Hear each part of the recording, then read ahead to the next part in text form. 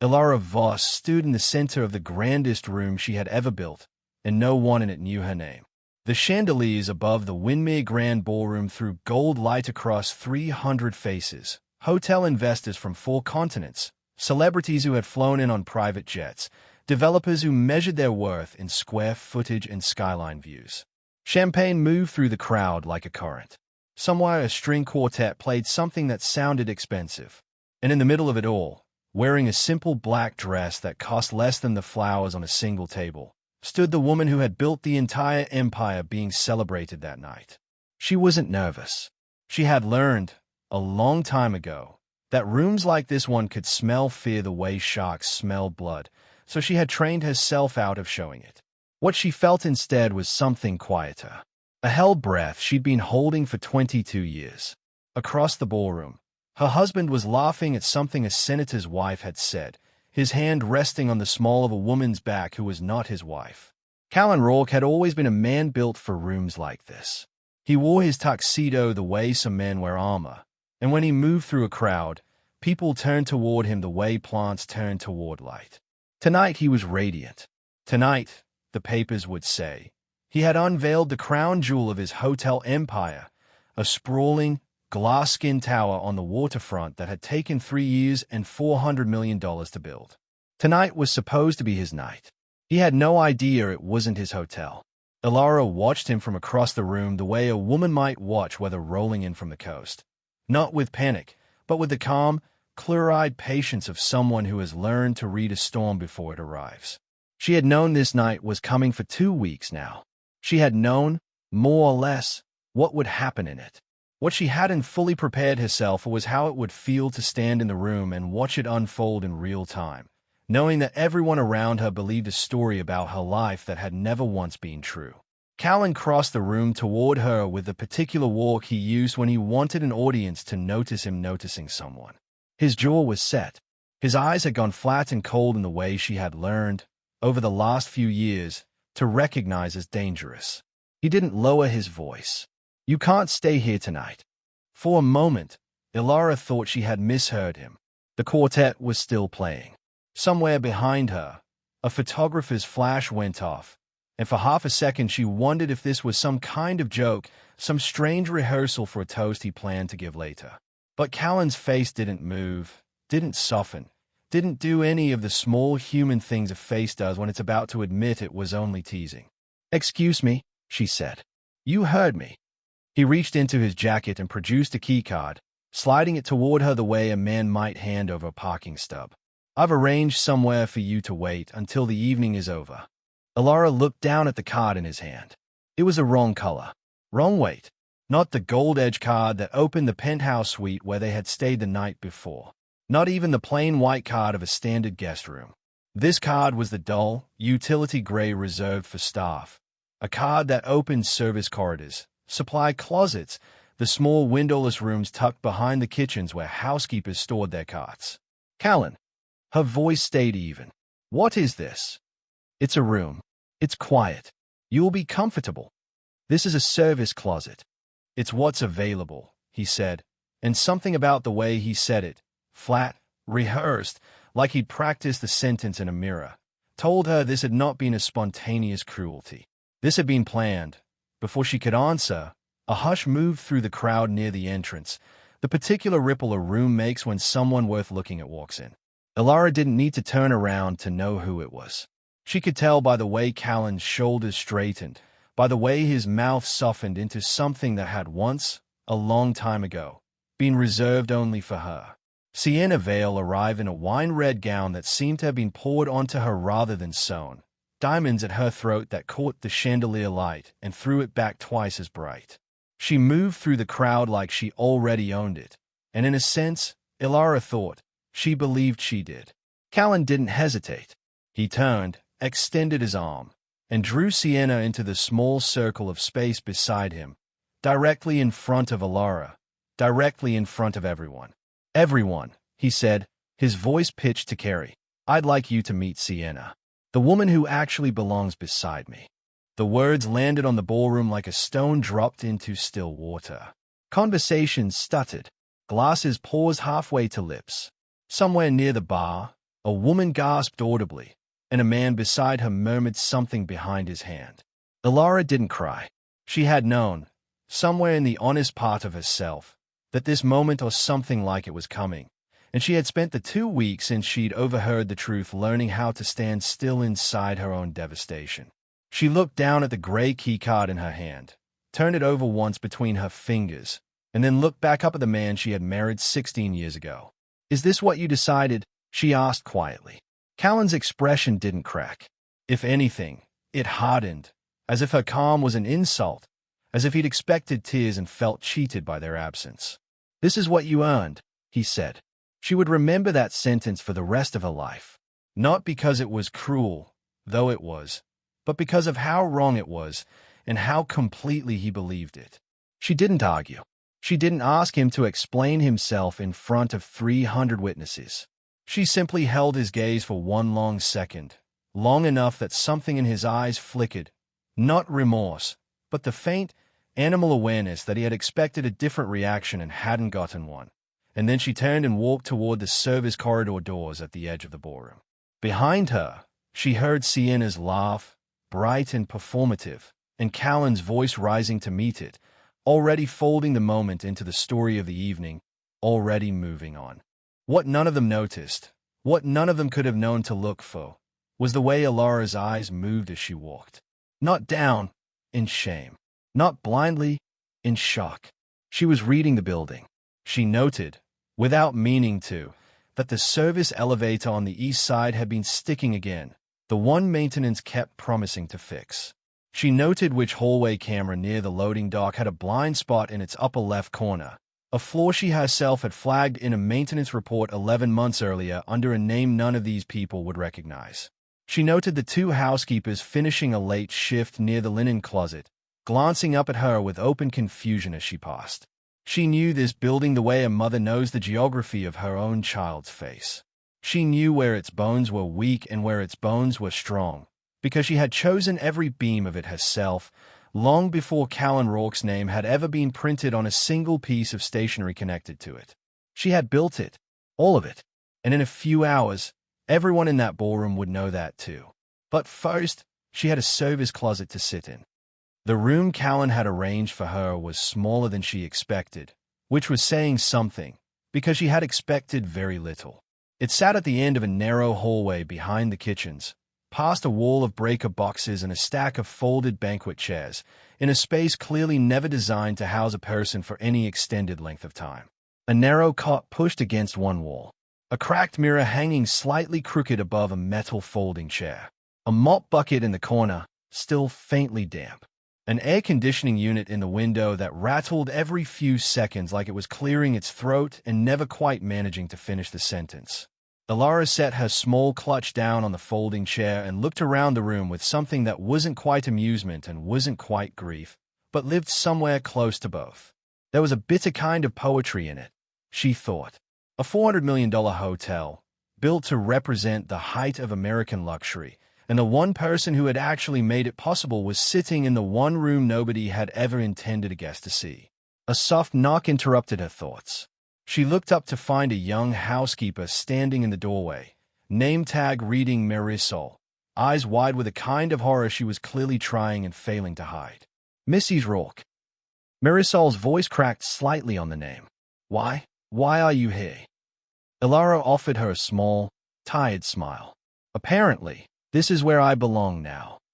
Marisol's mouth opened like she wanted to argue, wanted to say something about how wrong this was, how it didn't make sense for the woman upstairs everyone whispered about, the quiet one, the one who tipped generously and remembered everyone's names and once spent 40 minutes in the stairwell helping an exhausted new hire find her second wind, to be sitting on a cot in a closet while a party raged 2 floors above her. But before she could find the words, a voice called her name from down the hall, and she cast one last worried glance at Elara before disappearing back toward her cart. Elara sat alone in the small room and let herself, for exactly 1 minute, feel the full weight of what had just happened. She let her shoulders drop. She let her hands shake, just slightly, in her lap. She let herself remember, briefly, painfully, The version of Callan who had once looked at her like she was the only interesting person in any room he ever walked into. Then she straightened her spine, wiped her palms against the fabric of her dress, and reached for her phone. Not to call a friend, not to cry to her sister, if she'd had one.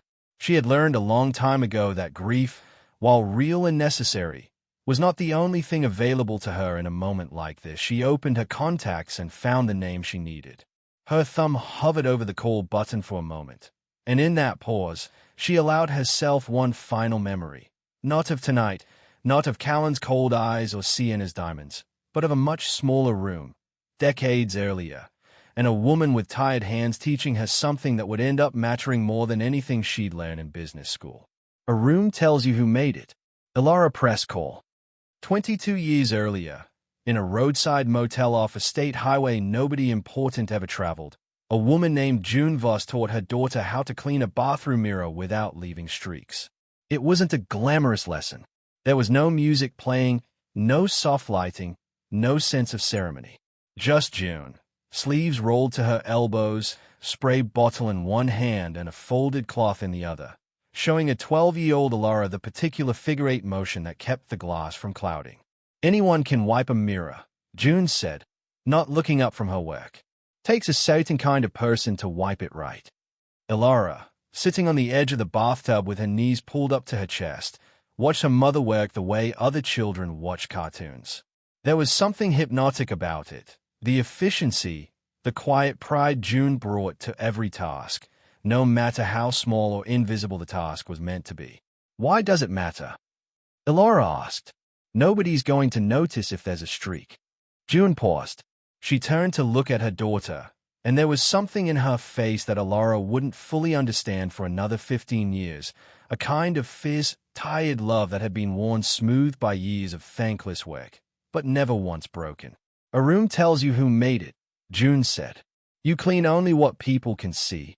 You're careless. You clean every corner, even the ones nobody's ever going to check. That's character. That's who you are when nobody's watching. She went back to the mirror. Elara watched the glass clear under her mother's hands until it held their two reflections, tired and small and entirely unremarkable to anyone who might have walked past the open door. But Elara remembered it. She remembered it for the rest of her life. They lived in a 2-room apartment behind the motel office, in a building that smelled permanently of bleach and old carpet. June worked 6 days a week cleaning rooms for guests who rarely looked at her twice. Businessmen passing through, families on long summer drives, the occasional wealthy traveler whose car had broken down on the highway and who treated the motel, and everyone in it, as a temporary inconvenience to be tolerated. Elara watched all of it. She watched the way some guests left generous tips folded neatly on the nightstand, and the way others left rooms trashed without a second thought, as if the mess would simply disappear on its own, as if someone's hands wouldn't have to be the ones to make it vanish. She watched her mother's knees give out a little more every year, watched the skin on her hands crack from the chemicals, watched her come home each night with a tiredness that went bone deep and never fully lifted, even on her days off. And she watched how invisible her mother was to the people who stayed in the rooms she cleaned. Not invisible in a cruel, deliberate way. Most guests weren't cruel, not exactly. They simply didn't see her at all. She existed in the same category as the ice machine and the vending machine down the hall. Useful, expected, and utterly unremarkable. Never confuse being unseen with being unimportant, June told her once, on a night when Elara had come home from school crying because a classmate had made fun of her mother's uniform. June had knelt down, taken her daughter's face in her rough, chapped hands, and said it slowly, like she wanted the words to root themselves somewhere permanent. The people who matter most in any building are usually the ones nobody bothers to learn the names of, she said. Don't you ever let anyone make you feel small for doing work that keeps other people comfortable. There's no shame in it. There's only shame in forgetting who you are because someone else decided you didn't matter. Elara didn't fully understand it then. She would understand it, achingly, completely, 20 years later, sitting in a converted supply closet while a party celebrating her own hotel roared on without her 2 floors above. When Elara was 19, June died of a heart condition no one had caught in time. because health insurance had always been a luxury they couldn't afford, and because June had spent so many years putting everyone else's comfort before her own that she'd forgotten, somewhere along the way, to take care of herself too. She left Elara almost nothing in the way most people measured inheritance. No property, no savings account with any real weight to it. Just a small brass key that didn't seem to open anything Elara owned, a worn spiral notebook with a cracked cover, and a handwritten list of every hotel and motel June had ever worked in over the course of her life. Elara didn't understand the notebook at first. Page after page of small, careful handwriting, notes on guest complaints, on maintenance issues nobody ever fixed, on staff who deserved raises they never got, on small kindnesses June had witnessed among the workers who ran these buildings from the inside while the world outside barely noticed they existed. It read less like a diary and more like a blueprint, a record of everything that was wrong with the way hospitality treated the people who made it possible, and everything Elara's mother had dreamed, quietly, of fixing. On the final page, in handwriting slightly shakier than the rest, June had written a single sentence. One day, build a place where nobody has to feel small. Elara sat with that notebook for 3 days before she understood what her mother had actually left her. Not money, not property, a mission. She didn't become wealthy overnight, and there was no dramatic, cinematic moment where her fortunes suddenly reversed. Instead, there were years, long, unglamorous years, of Elara working every position in the industry her mother had spent her life inside of. She worked the front desk of a mid-range hotel, learning to read the particular exhaustion of a guest who'd been traveling for 18 hours and needed patience more than efficiency. She worked housekeeping, feeling the same ache in her knees her mother had once complained about, understanding for the first time in her body what June had carried for decades. She worked night audit, alone in empty lobbies at 3 in the morning, learning the financial bones of a hotel from the inside out. She worked maintenance administration, learning which repairs got prioritized and why, and who made those decisions, and how often the decisions were made by people who had never once picked up a wrench themselves. She studied hotel management at night, exhausted, paying her way through with money saved from double shifts. While her classmates studied case studies about branding and luxury positioning, Elara studied something else entirely. She studied how buildings actually worked. Not how they looked in a brochure, but how they functioned at 4 in the morning when a pipe burst on the 3rd floor, or when a housekeeper called in sick and someone had to cover 40 rooms alone. By the time she was 26, she understood the hospitality industry the way a surgeon understands a body, not from photographs, but from having had her hands inside it. That was when she started buying hotels. Not the glamorous ones, the failing ones, the ones nobody else wanted. She formed a private investment company and named it Northline Holdings, after a compass direction rather than after herself, because she had learned something important in those years of being unseen. Invisibility, when used correctly, was not a weakness. It was a form of power that almost no one else knew how to wield. Nobody connected Northline Holdings to Elara Voss. She structured it that way on purpose, layering ownership through trusts and holding companies with the same careful precision her mother had once used to clean a mirror without leaving a single streak. She wasn't hiding out of shame. She was hiding because she had learned, from watching wealthy men underestimate wealthy men's wives, from watching investors dismiss the concerns of quiet women in unremarkable clothing, that the world moved differently around people it didn't think it needed to watch. The first hotel she bought had been abandoned for 3 years, its pool filled with algae, its rooms gutted by vandals, its reputation so thoroughly ruined that the previous owners had simply walked away rather than try to save it. Everyone told her to demolish it. Instead, she rebuilt it from the studs up, and more importantly, she rebuilt the way it treated its staff. She raised wages before she touched the marble in the lobby. She invested in training before she invested in art for the walls. She listened to her housekeepers and her maintenance crews and her front desk staff the way she wished someone had once listened to her mother. And slowly, patiently, the hotel began to turn a profit that stunned even Elara's own accountants. She did it again and again. A budget hotel on the edge of bankruptcy. A historic property everyone said couldn't be saved. a motel with a reputation so bad that local police kept it on a watch list. Each time, her strategy stayed the same. Fix the people first. The building would follow. Within a decade, Northline Holdings quietly became one of the largest hotel ownership groups in the country. Elara remained almost entirely unknown outside a small circle of lawyers, accountants, and trusted executives. She never appeared on magazine covers. She never attended industry galas under her own name. She let other people take credit for buildings she had personally rescued, because credit, she had decided long ago, was far less valuable to her than control. This was a story nobody in that ballroom knew. This was the truth sitting quietly inside the woman they had just watched get handed a service closet key like she was nothing. And it was the exact reason why, 22 years after her mother died teaching her how to clean a mirror without leaving a streak, Elara Voss could sit calmly on a narrow cot in the smallest room of the grandest hotel she had ever built, and feel not despair, but something far more dangerous. Patience. Callan Rourke had entered Elara's life the way most memorable things do. Quietly, at first, disguised as something smaller than it actually was. She met him at a hospitality conference in her early 30s, back when she still occasionally attended industry events under a version of her real name, careful enough to avoid attention, but present enough to keep her finger on the pulse of the world she'd built in secret.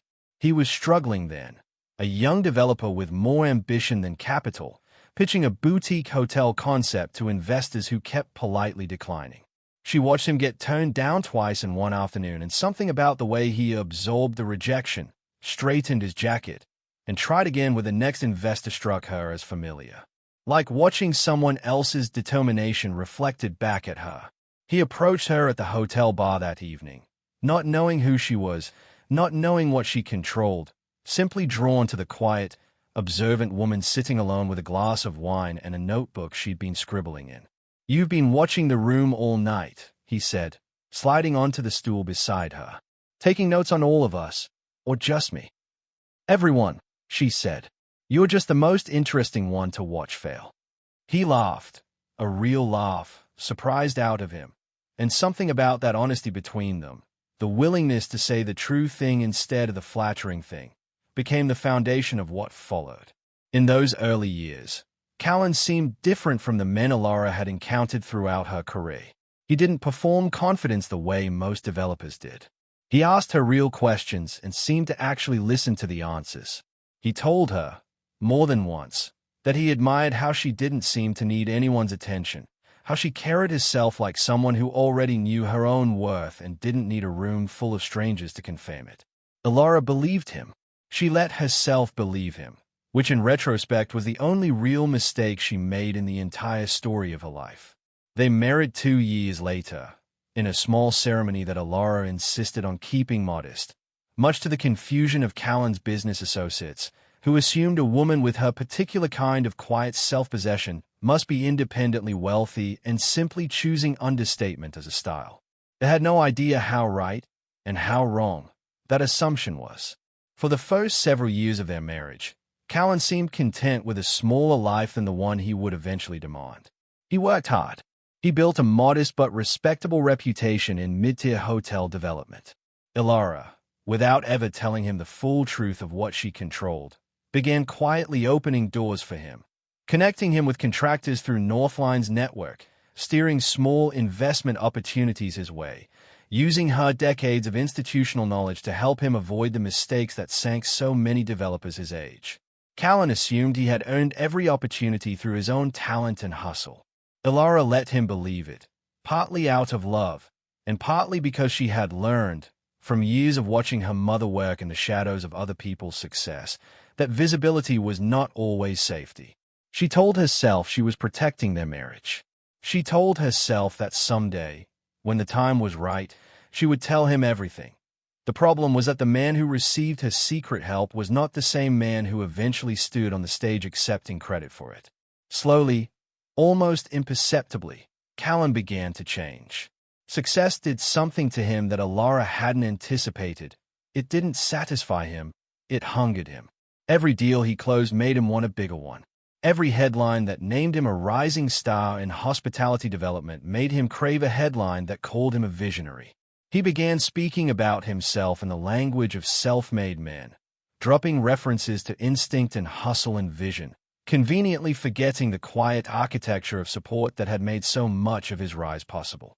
He began wanting things Elara had never particularly cared about: faster cars, bigger houses, invitations to circles of increasingly wealthy and increasingly hollow people.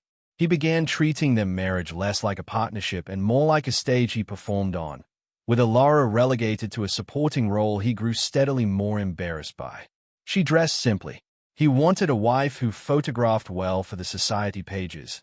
She knew the names of every housekeeper in every hotel they visited together.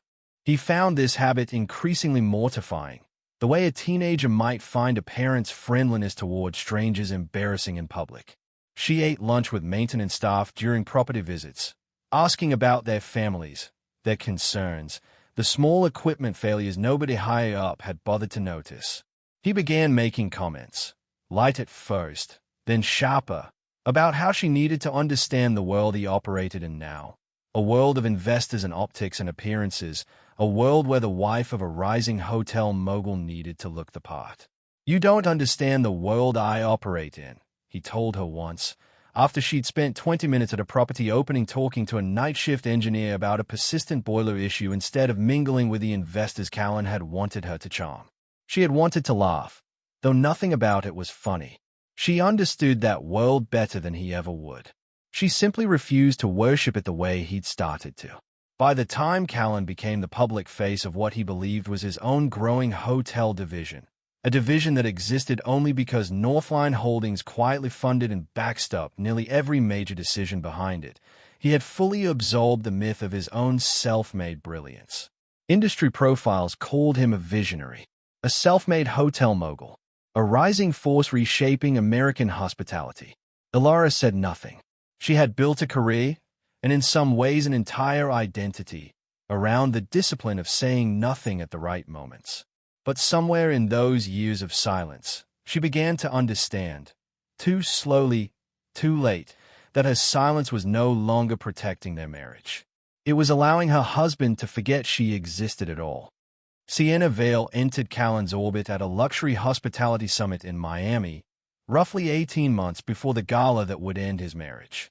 Where Elara understood the industry from the inside out, Sienna understood something different, and in its own way, equally valuable. She understood how to perform wealth.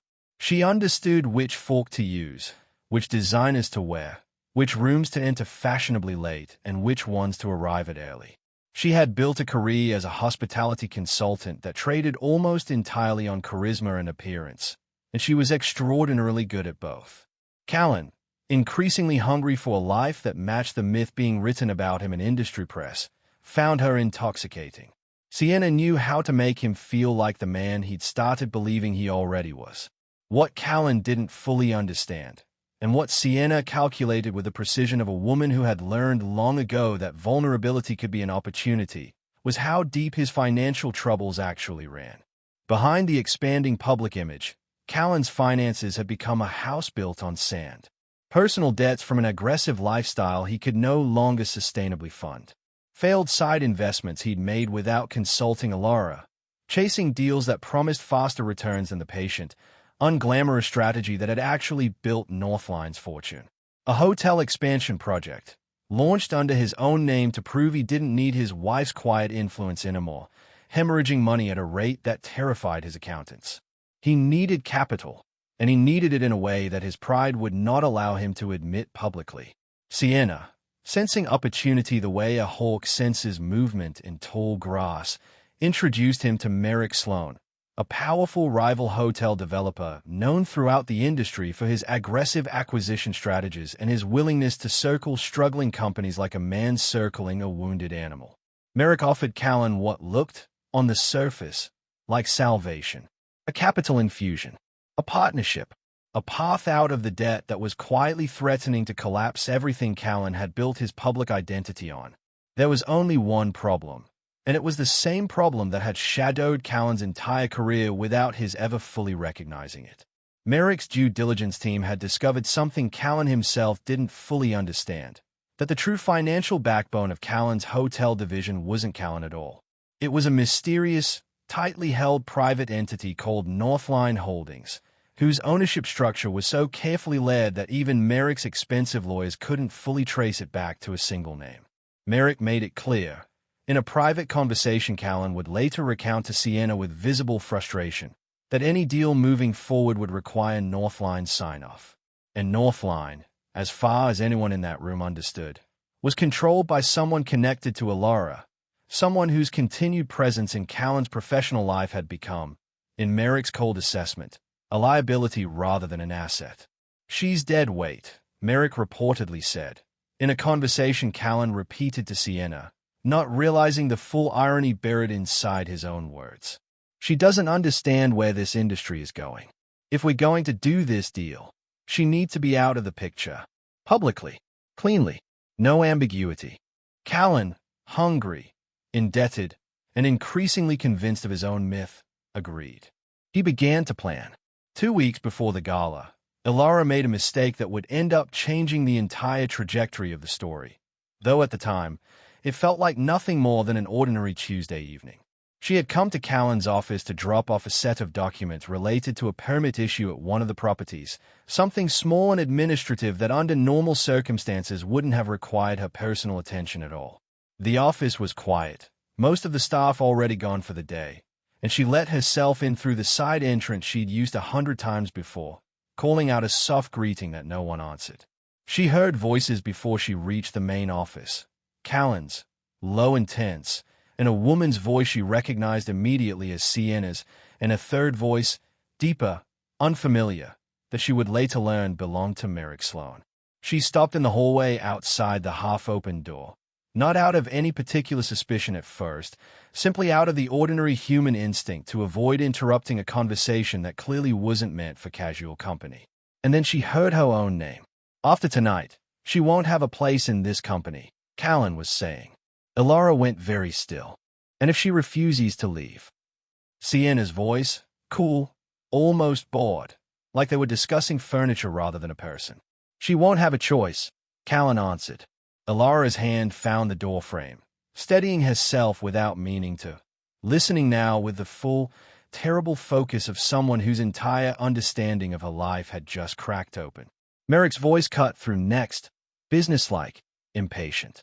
"We need this cleaned up before the gala. Investors are going to be watching.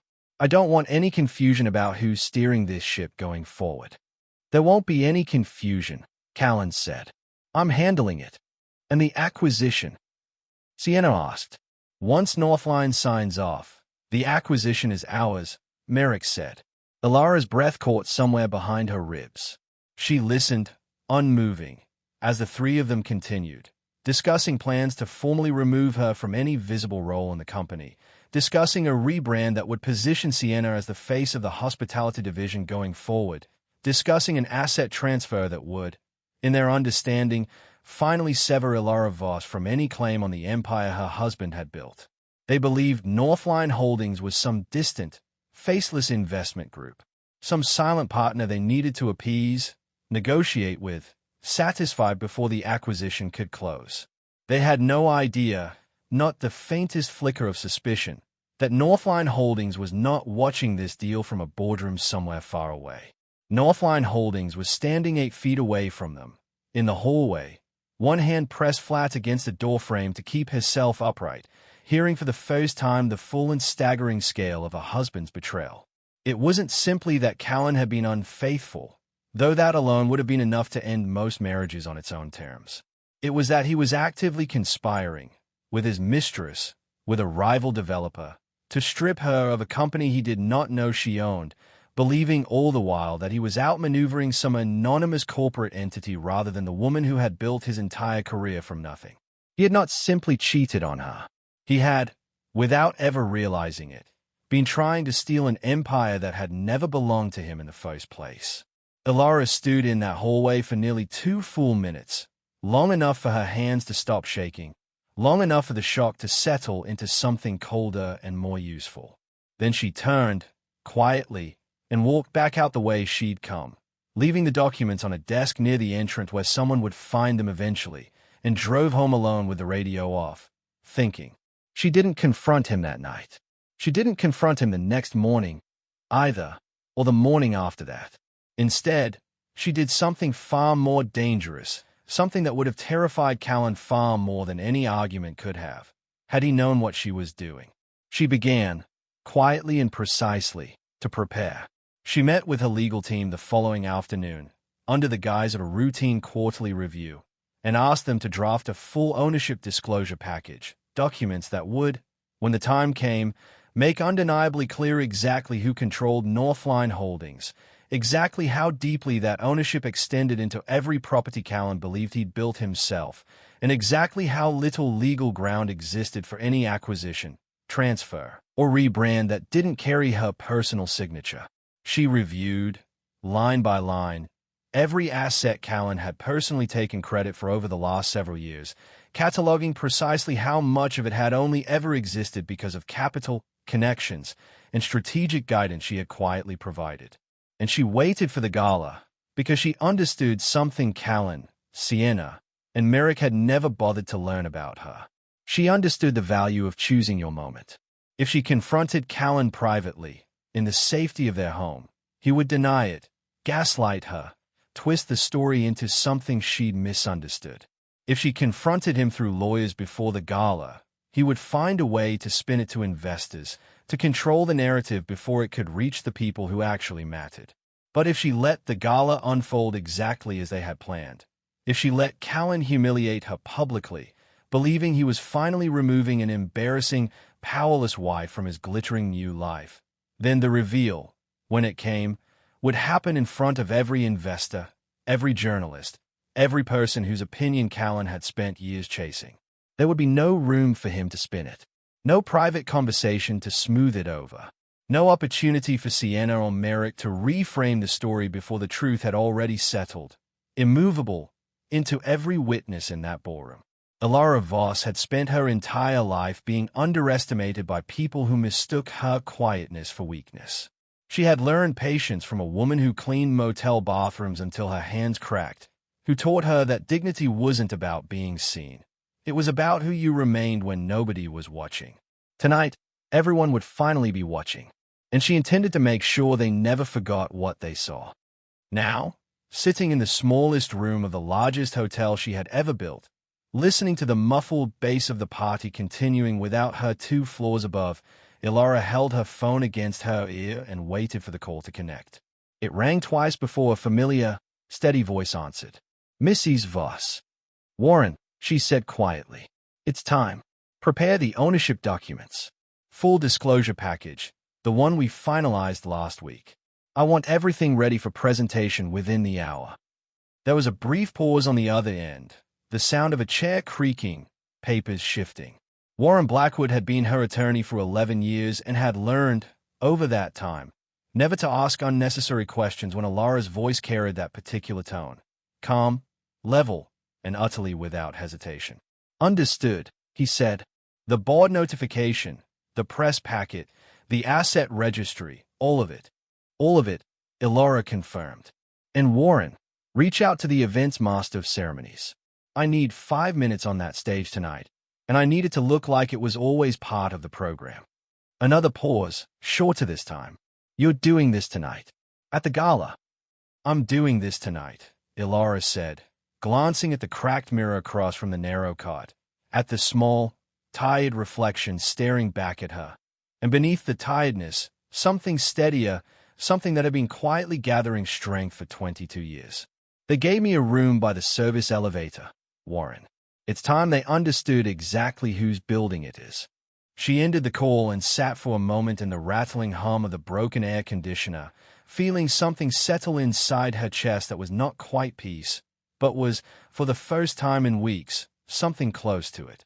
Down the hallway, unnoticed by everyone at the party still celebrating 2 floors above, a small red light blinked steadily on a security camera bolted into the corner of the service corridor, recording every second of the humiliation that had brought Elara Voss to this room. Footage that, in a very different way than its recorder intended, was about to become part of the story too. Because Elara Rourke, Callan's younger sister, had been filming the entire thing from the moment Elara walked away from the ballroom. Phone held low and steady, a small, satisfied smile on her face. Briar had never liked Elara. She thought her sister-in-law was cold, strange, unglamorous, a woman who somehow occupied space beside her brilliant, ambitious brother without ever seeming to try to keep up. She didn't understand Elara, and rather than sit with that confusion, she had simply decided, years ago, to dislike her instead. She wasn't filming out of any sense of justice. She was filming because she understood, with the instincts of someone who had grown up scrolling through other people's humiliations for entertainment, that this was content. This was the kind of video that could rack up millions of views by morning. The fall of the awkward, unglamorous wife, replaced by someone younger, someone who understood how to shine. She had no idea, as she tucked her phone back into her clutch and returned to the party with a satisfied little smile, that she was about to upload footage of the single greatest miscalculation in her brother's entire life. And somewhere behind her, in a small room that smelled faintly of bleach and old carpet, the woman she'd just filmed sat calmly, waiting for the moment everything would change. She thought about her mother's voice, worn soft with years of quiet labor, telling her the things she had never fully understood until tonight. Never confuse being unseen with being unimportant. Elara stood, smoothed the front of her simple black dress, and reached for the small brass key she always kept in a hidden pocket sewn into the lining. The same key her mother had left her 22 years ago, the one that no longer opened any door that mattered, but that she carried anyway, everywhere, like a compass pointed toward the truest version of herself. Then she opened the door of the service closet, stepped back into the hallway, and began walking, not away from the party this time, but toward it, toward the ballroom, toward the stage, toward the moment 300 people were about to understand exactly who they'd been standing in front of all along. Oh, if this story is pulling you in, hit subscribe now, because what happens next, when Elara walks back into that ballroom, is a moment this entire story has been building toward. You do not want to miss it. The corridor back toward the ballroom felt longer than the one she'd walked away on. Or maybe it only felt that way because Elara was walking it differently now, not as a woman being escorted out of her own life, but as a woman walking toward the exact center of it. She passed the same broken elevator, the same blind camera corner, the same tired housekeepers finishing their shift, and this time she let herself nod at each of them, quietly, the way her mother used to nod at people the world had trained itself not to see. A few of them straightened when she passed. One older woman near the linen cart met her eyes and, without knowing why, without understanding anything about what was about to happen, felt something shift in the air around this quiet, unassuming guest who had been sitting in a service closet 20 minutes earlier. Elara reached the double doors that opened onto the ballroom and paused there for exactly 3 seconds. Not out of fear, but out of respect for the moment. She had spent 22 years building toward this. She intended to walk into it the way her mother had taught her to do everything that mattered. Carefully, completely, without leaving a single streak. Inside, the party was moving toward its natural climax. Callan stood near the stage, glass in hand, mid-conversation with a cluster of investors, Sienna at his side in her wine-red gown, glowing under the attention of people who had no idea how precarious the ground beneath all of them had become. The master of ceremonies, a composed older man in a charcoal suit, was already stepping toward the microphone at the center of the stage, glancing once toward the ballroom's side entrance where Warren Blackwood stood near the wall, phone in hand, watching for a signal. Warren caught Elara's eye the moment she stepped through the doors. He gave the faintest nod. The master of ceremonies tapped the microphone once, and the murmur of 300 conversations began to fold in on itself, the way a room does when it senses something is coming. "Ladies and gentlemen," he said, his voice smooth and practiced, carrying easily over the last scattered whispers. "Before we continue this evening's celebration, we have an unexpected but very welcome addition to tonight's program." Callan turned toward the stage, his brow furrowing slightly, the practiced smile still fixed in place but a flicker of confusion moving behind his eyes. This wasn't part of the schedule he'd approved. Tonight's gala celebrates the opening of a truly extraordinary property, the MC continued, But few of you know the full story of the entity that made this expansion, and so many others across this portfolio, possible. I'm told we have a special guest tonight who can speak to that better than anyone in this room. A ripple of curious murmurs moved through the crowd. Merrick Sloan, standing near the bar with a scotch in hand, straightened slightly, his eyes narrowing with the particular alertness of a man who had spent his career sensing business developments before they were officially announced. "Please welcome," the MC said, "the chairwoman and controlling shareholder of the entire Northline Hotel collection, Mrs. Elara Voss." For one full second, nothing happened. The words seemed to hang in the air, unattached to anything the room understood, the way a sentence sometimes needs a moment before its meaning fully lands. Then the doors at the far end of the ballroom opened, and Elara Voss walked through them. She wore the same simple black dress she'd worn all evening, the one Callan had found embarrassingly plain hours earlier, the one that had made her, in his eyes, invisible beside Sienna's diamonds. She walked without hurry, without performance, her chin level, her eyes steady, moving through a crowd that parted for her the way water parts for something moving with absolute certainty of its direction. The whispers started immediately, rippling outward from the doors like a stone dropped into still water. "Isn't that? Wait, is that Callan's wife? The one from the service corridor? What is she doing? Northline. Did they say Northline?" Callan's face changed in stages that Elara would remember for the rest of her life. First confusion, his mouth slightly open, trying to make sense of a scene that didn't fit the story he'd built in his head. Then something closer to embarrassment, a flush rising in his cheeks as he glanced quickly at the investors around him, silently calculating how to spin whatever strange interruption this was. Then, as Elara continued walking directly toward the stage without breaking her stride, something colder settled into his expression, the first cracks of genuine fear.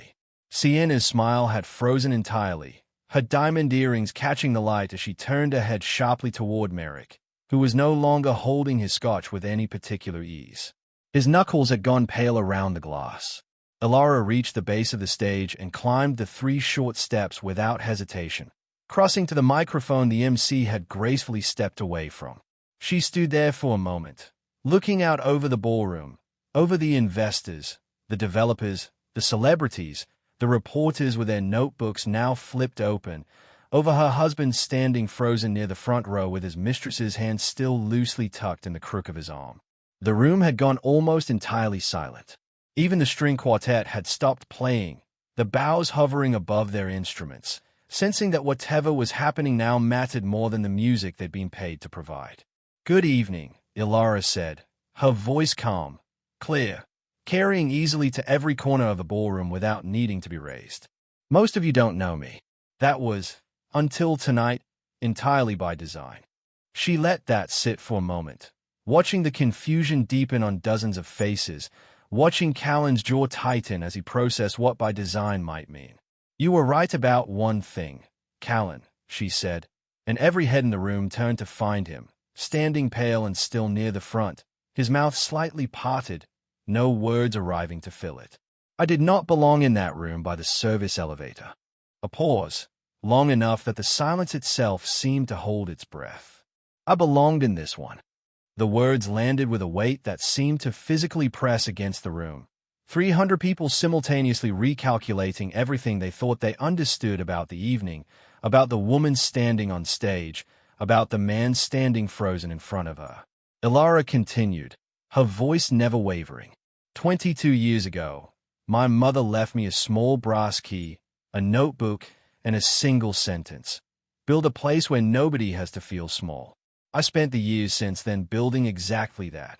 One failing hotel at a time, through a company called Northline Holdings, which I have controlled, entirely and privately, since its founding. She glanced briefly toward Merrick, who had gone rigid near the bar, his scotch forgotten entirely. Northline Holdings owns this hotel, she said. It owns the division my husband has spent the last several years believing he built himself. It funded, backstopped, and quietly rescued nearly every property currently carrying his name in the press. And the acquisition currently being negotiated behind closed doors, the one requiring As I understand it, my removal from this company before it could proceed. Her eyes moved to Merrick, then back to Callan. Cannot happen. Not tonight. Not ever. Not without my signature. The silence that followed was unlike anything the ballroom had experienced all evening. Not the polite quiet of an audience listening to a toast, but the heavy, electric stillness of several hundred people realizing, all at once, that they were watching something they would talk about for years. Callan's mouth opened, and for a moment it seemed like he might try to speak, might try to find some version of the story that could still be salvaged in front of these witnesses. But nothing came out. His entire public identity, the visionary, the self-made mogul, the rising force in American hospitality, was dissolving in real time, in front of the exact audience he had spent years cultivating it for. Tonight, Elara continued, her voice softening slightly, though it lost none of its steadiness. My husband gave me a keycard to a room beside the service elevator. He believed the people who work in that corridor were beneath him. Beneath us. She looked out at the room, and something in her expression shifted. Not anger exactly, but a kind of fierce, quiet clarity. I'd like to say something to them directly, if I may. She turned her gaze toward the edges of the ballroom, where a handful of hotel staff stood near the service doors, watching the unfolding scene with the same stunned disbelief as everyone else. Marisol, the young housekeeper who had found Elara in the service closet less than an hour earlier, stood frozen near the linen cart, her hand pressed to her mouth. Those people, Elara said, kept this hotel alive long before my husband learned how to take credit for it. They cleaned rooms he never once thanked them for cleaning. They fixed equipment failures that made his grand opening possible tonight. They are not beneath anyone in this room. If anything, most of you have spent your careers standing on their shoulders without ever once looking down to notice. A few scattered claps started near the back. Investors, mostly, the kind of people who recognized a genuinely remarkable business story unfolding in real time and couldn't help but respond to its sheer audacity. The applause grew, not thunderous, but steady, spreading through the room in uneven waves until even some of the reporters had lowered their notebooks just to watch. Merrick set his scotch down on the bar with a controlled, deliberate motion and slipped quietly toward the exit, already calculating, with the cold efficiency of a man who had built his career on cutting losses quickly, exactly how fast he needed to distance himself from whatever was about to happen to Callan Rourke's reputation. Sienna's hand slipped free from Callan's arm. She took one small step back from him, her eyes darting around the room, searching the faces of the investors and developers she had spent months cultivating relationships with, watching in real time as every one of those relationships recalculated their value of her along with everyone else's. Callan stood alone in the space where his wife and his mistress had both, in different ways, just stepped away from him. I understand, Elara said, turning back toward the microphone, her voice gentler now, though no less certain, that this is a lot to absorb in one evening. I don't say any of this for revenge. I say it because I spent too many years believing that staying quiet was the same thing as staying safe. It isn't. Silence, I've learned, only protects the people who benefit from your invisibility. It rarely protects you. She looked out at the room one final time. Thank you for your patience tonight. And thank you, truly, to every member of this hotel staff who made this evening possible. This building runs because of you. It always has. She stepped back from the microphone, and the applause swelled again, more confident this time, rolling through the ballroom in a wave that finally, unmistakably, drowned out the stunned silence that had held the room only moments before. Elara descended the stage steps, and Warren Blackwood met her at the bottom, his expression carefully neutral, though something in his eyes carried the quiet satisfaction of a man who had just watched years of careful legal architecture pay off exactly as planned. The disclosure packet's already gone to the press pool, he murmured as she reached him. It'll be everywhere by morning. Elara nodded once, glancing back toward Callan, who stood frozen near the front of the stage, watching her with an expression she had never once seen on his face in 16 years of marriage. Not anger, not even shame, not fully. Something closer to the particular disorientation of a man discovering the ground beneath him had never been solid in the first place. Let it be everywhere, she said quietly. It's time people saw the whole building, not just the lobby. If Elara's reveal just gave you chills, drop a comment below telling me the exact moment you knew Callan was finished, and stay with me, because what happens to him over the next few weeks is even more brutal than what just happened on that stage. The days following the gala moved with the particular, merciless speed of modern consequence. By morning, the disclosure packet Warren Blackwood had prepared was already circulating through financial news outlets, hospitality trade publications, and the personal inboxes of every investor who had attended the previous night's event. It laid out, in careful, undeniable detail, the true ownership structure behind Northline Holdings and, by extension, the true financial backbone behind nearly every property Callan Rourke had spent years claiming as his own creation. The story broke first in a mid-tier hospitality trade publication, then spread within hours to larger financial outlets hungry for a narrative this cinematic. The quiet, unseen wife who had secretly built the empire her husband believed he'd built himself, revealed in a single, devastating moment at his own gala. By early afternoon, it had crossed over from business news into general public fascination, aided considerably by a piece of footage that had, ironically, been filmed by the one person in Callan's life who least intended to help Elara's story land. Elara Rourke had uploaded her video of Elara being escorted to the service corridor the night before the gala's true events had time to reach public consciousness, intending it as a piece of casual cruelty, content designed to humiliate her sister-in-law for a quick wave of engagement. Instead, once the full story broke the next morning, that same footage took on an entirely different meaning. Viewers who had originally seen a wealthy man's embarrassing wife being escorted away now watched the same clip with the knowledge that the woman in the plain black dress had, at that very moment, already known she owned the building around her. The video, reframed by context Brian never intended to provide, exploded across social platforms. Comment sections filled with a particular flavor of public delight reserved for stories where quiet dignity triumphs over cruel arrogance. Clips of Elara's stage speech, recorded by at least a dozen phones in the ballroom that night, circulated with captions that turned her into an overnight symbol. The woman who built an empire in silence and reclaimed it in 5 unforgettable minutes. For Callan, the unraveling happened with the swift, merciless efficiency of dominoes falling in sequence. Merrick Sloan withdrew from the proposed acquisition within 24 hours, issuing a brief, carefully worded statement about reassessing strategic priorities that fooled absolutely no one in the industry. He had built his career on knowing exactly when to abandon a sinking asset, and Callan Rourke, stripped of the mysterious capital backbone that had made him appear so formidable, had become exactly that. Investors who had spent months courting Callan's expansion projects began quietly withdrawing their support, citing due diligence concerns that, in more honest moments, simply meant they no longer believed in the myth they'd been sold. The hotel board overseeing the division Callan had publicly led voted, within the week, to remove him from his executive position, citing conflicts of interest that had only become visible once the true ownership structure came to light. His personal debts, previously hidden behind a carefully maintained public image of effortless success, became a matter of public record almost overnight, as journalists eager to understand how a man could so thoroughly misjudge his own financial foundation began digging through court filings and business registrations that painted an increasingly unflattering picture. Sienna Vale disappeared from Callan's life with an efficiency that would have been almost impressive under different circumstances. She had never loved him.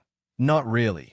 She had loved the appearance of control he'd projected, the mythology of effortless success that had made him seem like a man worth attaching herself to. The moment that mythology collapsed, revealing a man who owned considerably less than he'd ever claimed, her interest evaporated with equal speed. She stopped answering his calls within 3 days. By the end of the week, industry gossip placed her already cultivating a new relationship with another rising developer, one whose finances, presumably, she intended to research more carefully before investing her attention. Callan tried to reach Elara 4 times in the 2 weeks following the gala. She let the first 3 calls go to voicemail. On the 4th attempt, he showed up at the modest house she'd quietly maintained throughout their marriage, a house considerably smaller than the properties he'd insisted on for their public life together. one he'd rarely visited because he found its unpretentiousness faintly embarrassing. He stood on the porch, visibly diminished in a way that had nothing to do with his physical appearance and everything to do with the particular deflation of a man who had built his entire identity on a foundation that no longer existed. "We can fix this," he said, when she opened the door. Elara studied him for a long moment, feeling something that surprised her with its complexity, not hatred, though she had earned the right to it, and not the grief that had characterized so much of the previous month, but something quieter and more final. A kind of clarity that only comes after the last piece of a puzzle settles into place. "You didn't lose me tonight," she said. "You lost me years ago, Callan. Somewhere between the man who once asked real questions and actually listened to my answers, and the man who handed his wife a service closet key in front of 300 strangers. Tonight, you simply lost the illusion that I was powerless to do anything about it." He opened his mouth, some fragment of an argument or an apology forming, but Elara had already stepped back, her hand resting on the door. "Take care of yourself, Callan," she said, and there was no cruelty in it, only the particular, weary finality of someone closing a very long chapter. "I hope, eventually, you find your way to becoming someone who earns the things people believe about him. I stopped waiting for it a long time ago." She closed the door gently and stood in the quiet of her own hallway, listening to his footsteps eventually retreat down the porch steps, down the walkway, and away. In the weeks that followed, Elara found herself facing something she hadn't fully anticipated in the midst of planning her revelation: the strange, hollow quiet that arrives after a long battle finally ends. She had won, in every measurable sense the word could apply to. Her ownership of Northline Holdings was now public, celebrated even, framed by business journalists as one of the most remarkable hidden success stories in modern hospitality. Investors who had once overlooked her now sought meetings eagerly. The video of her stage speech had been viewed by millions, and strangers stopped her occasionally in grocery stores and coffee shops to tell her, with a sincerity that sometimes brought her to unexpected tears, how much her quiet dignity in that moment had meant to them. But victory, she discovered, did not automatically heal the years that had led to it. She spent long evenings alone in her modest house, sitting with an honesty she had avoided for most of her marriage. She had spent years protecting a man who had never fully respected the woman standing quietly beside him. She had hidden her power, layer by careful layer, in order to preserve a partnership that had, in its final years, asked her to disappear a little more each day. She had allowed herself, without ever consciously choosing it, to become invisible inside her own life, mistaking the absence of conflict for the presence of peace. She did not regret building Northline Holdings. She did not regret a single hotel she had rescued, a single housekeeper's wage she had raised, a single broken building she had restored from the inside out. But she allowed herself, finally, to grieve the years she had spent shrinking her own presence to make room for a version of Callan that had never actually deserved the accommodation.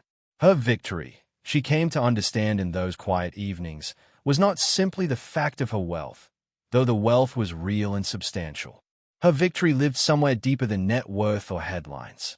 "You can no longer define my worth by what you are capable of seeing." That understanding, more than any business triumph, became the foundation for what she did next. Roughly 2 months after the gala, Elara purchased a small, run-down budget hotel on the outskirts of the city where she had grown up, a property so thoroughly neglected that local real estate agents had stopped listing it as anything other than a teardown. The roof leaked in 4 separate places. Half the rooms had been gutted by years of deferred maintenance. The parking lot was cracked through with weeds, and the sign out front had lost so many letters that it simply read OEL, its former identity long since abandoned to time. Her lawyers advised demolition. Her accountants ran the numbers twice and recommended, gently but firmly, that the land alone was worth more than any renovation could ever recoup. Elara rebuilt it anyway. She named it the June House, after the woman who had taught her, on the edge of a bathtub in a 2-room apartment behind a highway motel, that a room tells you who made it. She designed the hotel not for luxury travelers or wealthy conference attendees, but for a different kind of guest entirely, and for a different kind of employee. She built an employment program specifically for people the hospitality industry had spent decades quietly excluding.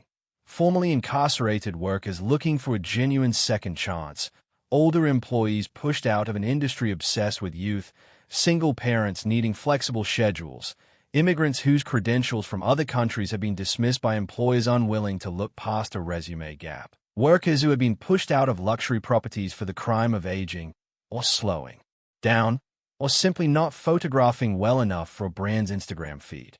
The first person she hired for the June house was a woman in her early 60s named Delphine, who had spent 30 years working housekeeping in luxury hotels before being quietly let go 2 years earlier in favor of a younger, cheaper staff rotation. Delphine reminded Elara, in ways she couldn't fully articulate during the interview, of her mother, the same quiet efficiency, the same fierce, tired pride in work most guests would never think to appreciate. "Why me?" Delphine had asked, near the end of their conversation, her voice carrying the particular disbelief of someone who had grown unaccustomed to being wanted. "Because you know how to clean every corner," Elara said. "Even the ones nobody's going to check." Delphine had looked at her for a long moment, something shifting behind her eyes, though she couldn't have known the full weight of the sentence she'd just heard.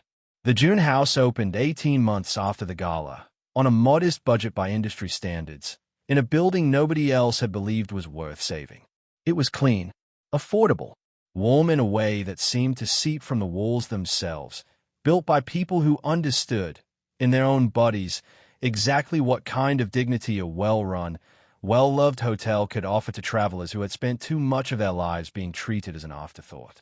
2 years after the gala that ended her marriage and revealed her empire, Elara Voss stood in the lobby of the June house on its opening day, watching guests move through a space built entirely around the philosophy her mother had spent a lifetime living out in near total obscurity.